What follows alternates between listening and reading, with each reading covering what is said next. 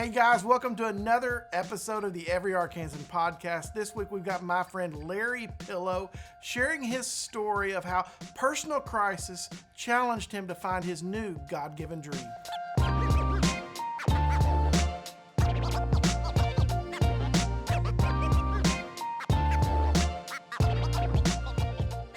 Dr. Pillow, probably my father's oldest and dearest friend.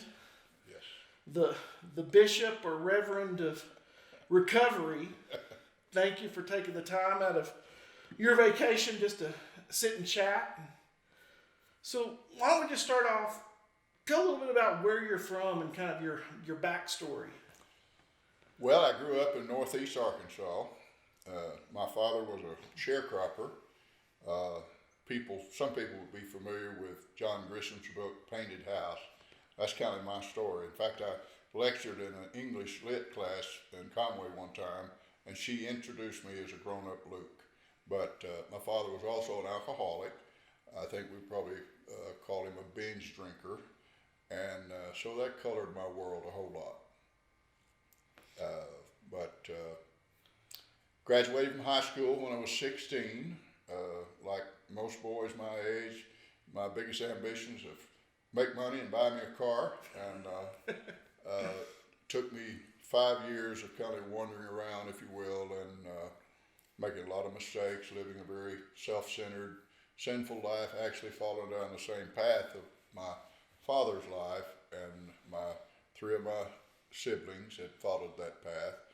And but I had a wake-up call when I was 21, and a number of things happened.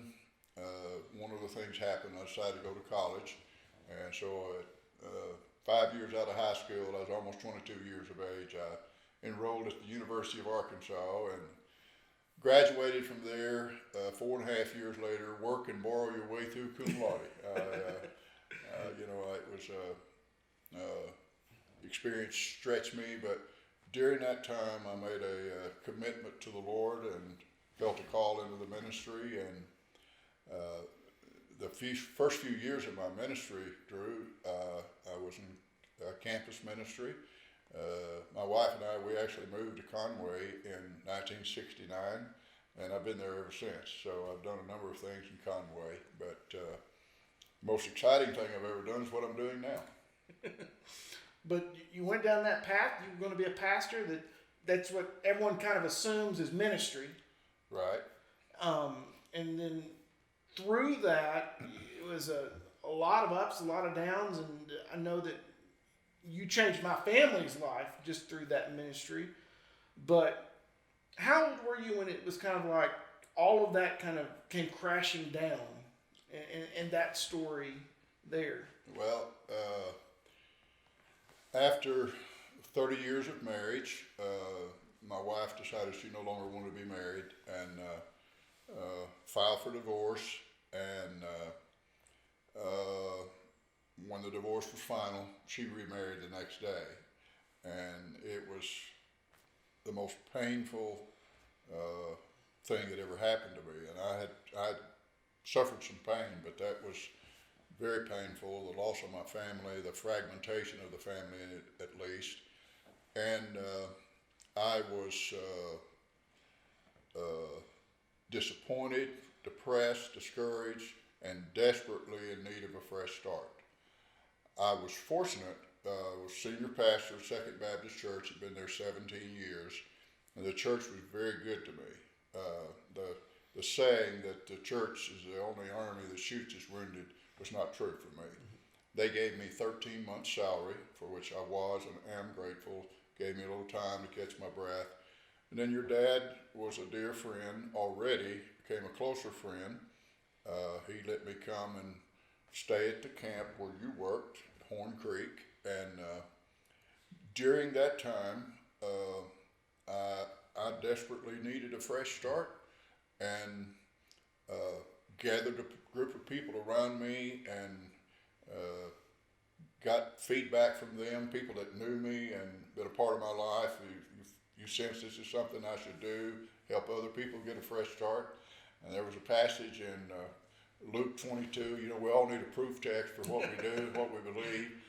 And Luke 22, verse 31 and 32, I think it's the Message translation or paraphrase. It says, Jesus said to Simon, Simon, Simon, Satan has requested permission to sift you like wheat.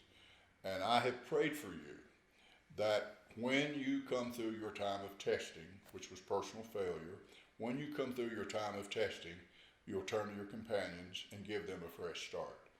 And with that as kind of a foundational verse, I gathered another group of people around me, 10 or 15 people, and we studied the scriptures on how people in the Bible got a fresh start.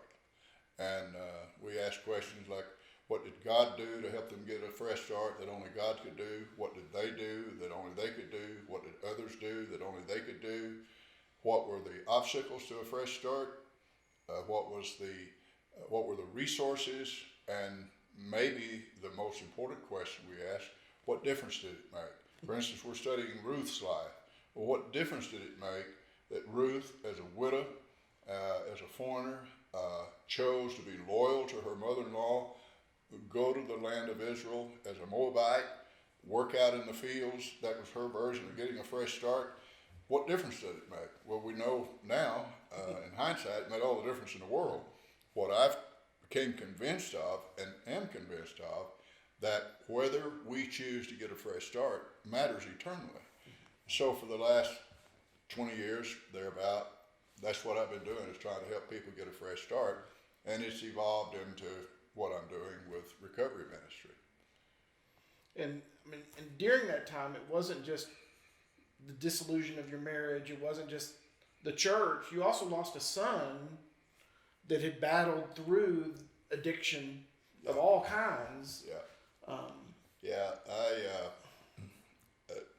Probably the two events that marked my life circumstantially was growing up with an alcoholic father and then raising 3 children, and one of them becoming a drug addict and or an alcoholic.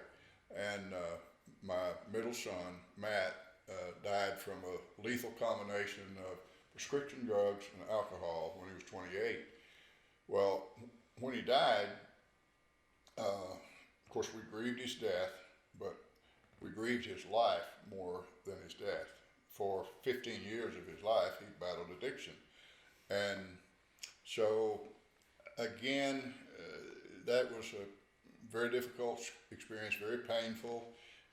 God used Romans 8:18 to get me through that, and still does. You know, I reckon that the sufferings of this present time are not worthy to be compared to the glory which shall be revealed in us. Or to put it another way, in preacher language, if you want to minimize the impact of present suffering, maximize the anticipation of future glory. And that's what I've kind of lived by. That's what's helped me. That's what's helped me deal with the death of my son and a lot of other things that happen in life. We all suffer losses. We all suffer. It's a matter of how we're going to respond to it. So, after my divorce, after I'd resigned the church, trying to find my way, about a year later, I was seeking the Lord what to do, let me back up just a minute. The same day that I found out not only my divorce was final, but my then ex-wife had remarried, that same day, my mother passed away. So, I mean, it was like, I can't handle it anymore, Lord. Right. But at my mother's funeral, the morning of her funeral, at that time I had a habit of reading 5 Psalms a day. So Psalm 40 was one of those Psalms that was up for that day. And Psalm 40, David said, I waited patiently for the Lord, and the Lord heard my cry. And he turned to me and he lifted me up out of the miry pit, set my feet on solid ground, and gave me a new song to sing. And many will see and hear and put their trust in him.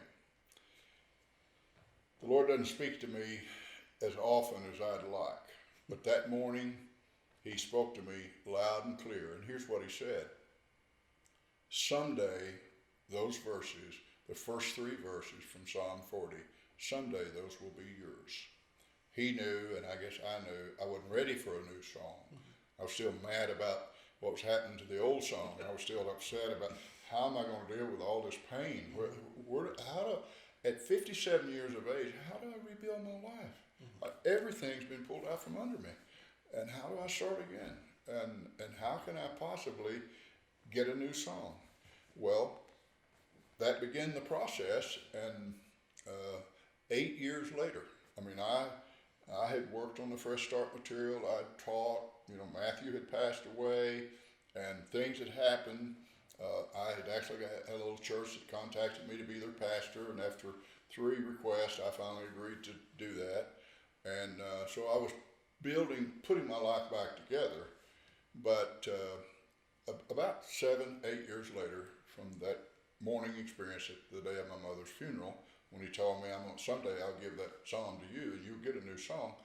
Drew, I'm driving from Little Rock to Pine Bluff to speak in a prison about Fresh Start. And again, out of nowhere, out of nowhere, God just dropped into my spirit, literally a new song. And I don't sing well, but the lyrics to the song, he has given me a new song to sing. Alleluia, praises to my King. He lifts me up, fills my cup. He has given me a new song to sing. Such joy I know overflows. He has given me a new song to sing. Eyes will see, ears will hear. He will give them a new song to sing. And that was the genesis, the origin, the birth of what now is We Can Ministry. And as we speak, there are hundreds of people, and it's multiplying daily, that are being given a new song because of what God has birthed in my heart and life, and through me, and through the help of a lot of other people, including and maybe even especially your father. But I think even in We Can, when you went chasing after that dream, what God laid on your heart was building a singular recovery center. Right. And you went about that plan, and you did it. Right.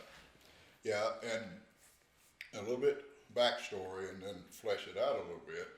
In 1992, I finished my Doctor of Ministry degree, and my project was a retreat for adult children of alcoholics. As a result of that, we started a support group ministry in the church, and I began to see in the early 90s there needs to be residential rehab. So in 1995, I tried to start one, and hired a guy that was 1 month sober, and it was a disaster.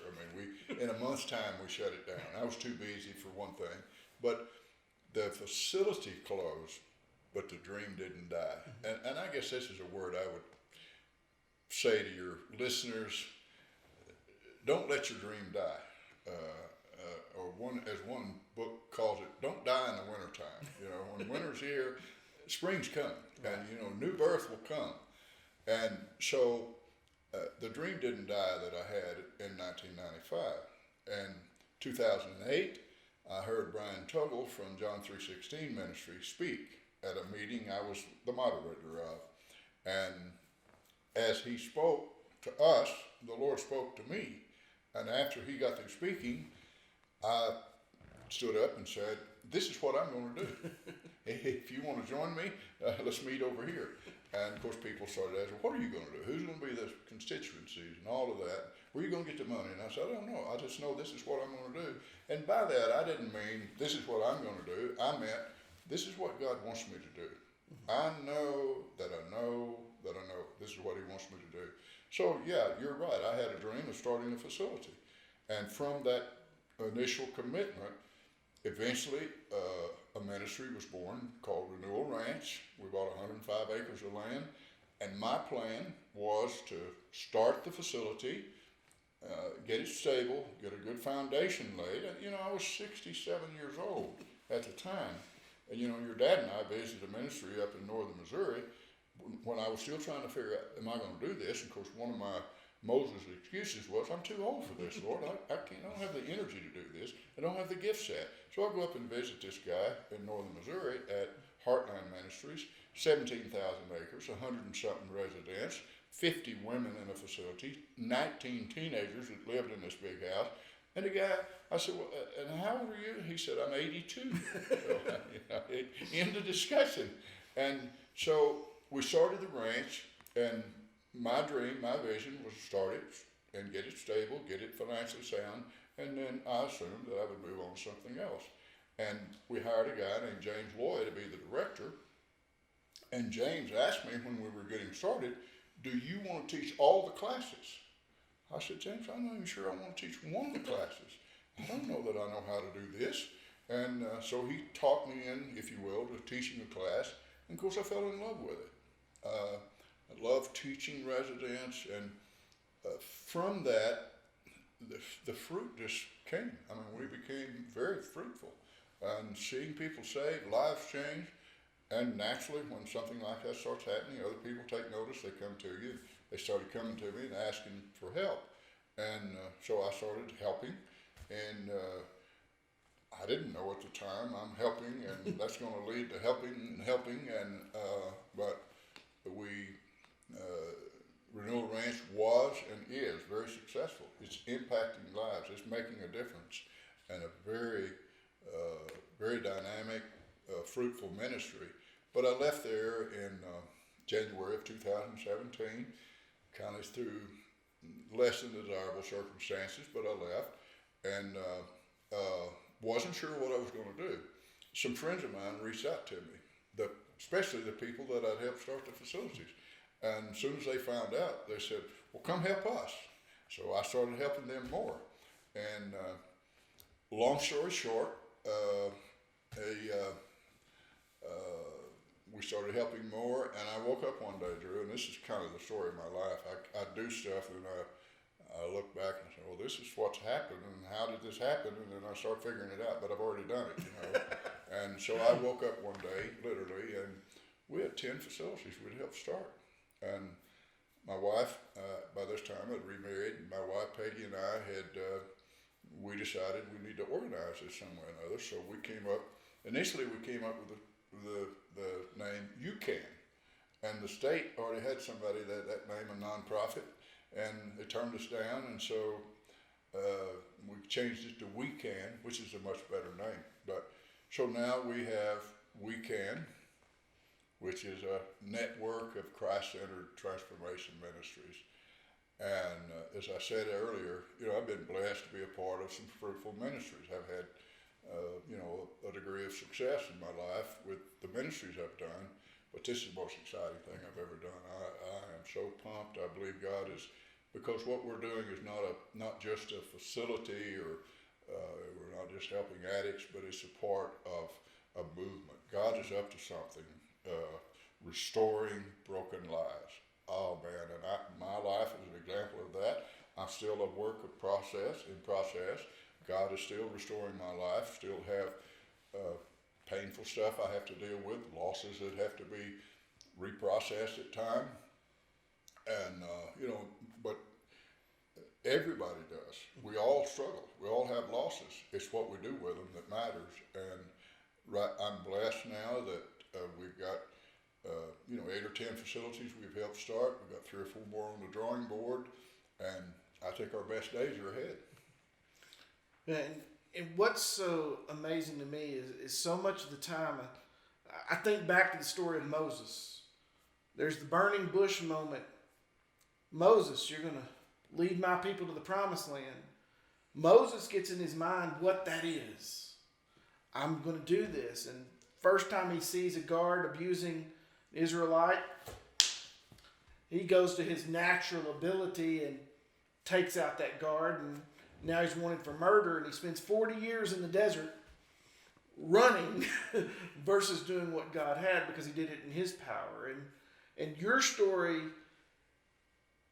of that dream God gave you of one facility that now probably still has 60, 70 beds. If you would have done that that would have been 60 or 70 lives that are being changed on a regular basis, and that's great. But God's plan was so much better, because in freeing you from your plan, he brought you to the weekend plan, which was his, which there's now 250 more beds at multiple facilities spread around the state in communities where it's obtainable for a person in that community to get the help they need and the freedom that God wants them. Yeah. And it's all because God had a better plan than we ever have. Yes. Roy Mack is a dear brother. He's from Conway. He ministers in Warren, Ohio now, and I helped he and his sweet wife start a ministry up there for women. And Roy walked with me through the transition from Renewal Ranch to what I'm doing now, and he told me as the separation was occurring, and having to learn again to relaunch my life, as in the words of Mel Goebel, and but he said this. He said, "I'm praying that this will be the best, worst thing that's ever happened to you." And I think the seeming death of a dream contains the seed for the birth of a greater dream. I didn't know that at the time. I struggled with that, still struggle with it some, because none of us like labor pains. Right. We like the baby, but we don't like the labor pains. We don't like to go through the process. And what I see now, Drew, as much as anything, not only did God have to kind of let that first dream die of a facility and being a part of that and so forth, and birthing other facilities, but he had some work he needed to do in my life. He had some things he needed to change. There's always some polishing, discipline he needs to do, and so I don't like the process, but I like the product. I think I'm a better person. I think I'm more mature. I think I'm less selfish, and still got a lot of work to do. But that's and nobody, honestly, nobody's any more surprised than I am that what's happening through my life. If I'm an example of anything, I'm an example of God takes broken people and restores their life for kingdom purposes, for Him, because that's where we get our fulfillment. We don't get our fulfillment out of our plan and our success. We get our fulfillment in being a part of the kingdom. And when I think about the people that God has exposed me to and let me be a part of their lives, I mean, wonderfully great people, servants of the Lord, that I couldn't be a part of if I wasn't doing what I'm doing. And it's one of the passages that always just really pushes back on me in ministry is it's found in John, and it's the story of Jesus walking into the house of Peter. And Peter's mom's in there, and she's sick. And yeah, Jesus, he reaches down and he heals her. But the real story is when it says, and then she arose again and started serving him. Yeah. And I think that's what's so exciting about ministry. It's not the healing. Right. It's seeing those people go and help others and serve others and make a world of difference. Right. Yeah, and again, contextually, the Lord said the same thing to Peter later. When you come through your time of testing, turn to your companions and give them a fresh start. Then in John 21, when he restored Peter, he asked him, "Do you love me?" And then he said, "Yes." Then he said, "Feed my sheep." I've still got an assignment for you. And when I see and saw the prerequisite for being restored to Christ is primarily loving Him. Repenting, yes. Acknowledging your mistakes. Peter was sorrowful about denying the Lord. But that led to restoration of him being able to articulate his love for the Lord. So I'm qualified to serve the Lord because I love Him. I want to please Him, and I want to do kingdom work. And again, there's been a lot of landmark times along the way, but I think it was probably about a couple of years ago, maybe 3. I was reading Matthew Barnett's book on the Dream Center, and I can't remember the name of the book. You may know. He's got several. So yeah, right. And this was basically his story of how it happened. And one story in the book, as I recall, a lady from Phoenix had come and visited the facility, and she was impressed. She gets back home. She calls Barnett and says, I want to give money for 15 or 20 of those kids, teenage girls, to have a weekend. And just whatever you want to do with it, $500 a piece, I'll give. He does this. One of the girls that went through the weekend, they had a spa, they got to go shopping and all that stuff. And she said something like this to Barnett, it's helped me dream again. And then she asked Barnett, what's your dream, Mr. Barnett? And he first told her, add more beds and expand the ministry. Then he got to thinking about it, and he saw her a few days later and asked her to ask him that question again. So she asked him again, what's your dream, Mr. Barnett? And he said, my dream is to help your dream come true. Well, God spoke to me with that. What is my dream? What am I really trying to do? And by this time, I could state it succinctly. And this is what gets me up early and keeps me up late. This is what makes me willing to go to meetings. This is what makes me willing to talk to countless people to make it happen. This is what makes me willing to ask people to give money to support our ministry. That my dream is for every child to have an opportunity to have a sober parent, and for every parent to have an opportunity to have a sober child. I've lived on both sides of the fence. I know what it's like to have an alcoholic father. I know what it's like to have a drug addict son. And I don't want people to go through that. If I can spare them that pain or minimize that pain or shorten that pain, that's what excites me. I can't contain myself hardly. Sometimes I wake up, Drew, and you get older, you don't sleep as long as well, but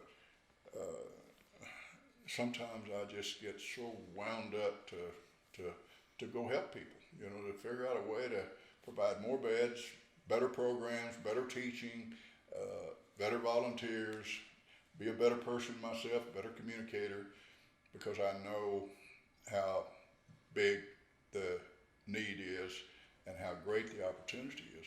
This is the greatest opportunity I've ever been given in my life. Together to do kingdom work, to produce fruit that remains, because I'm 76, I'll be 77 here in a couple of months, and my time is short.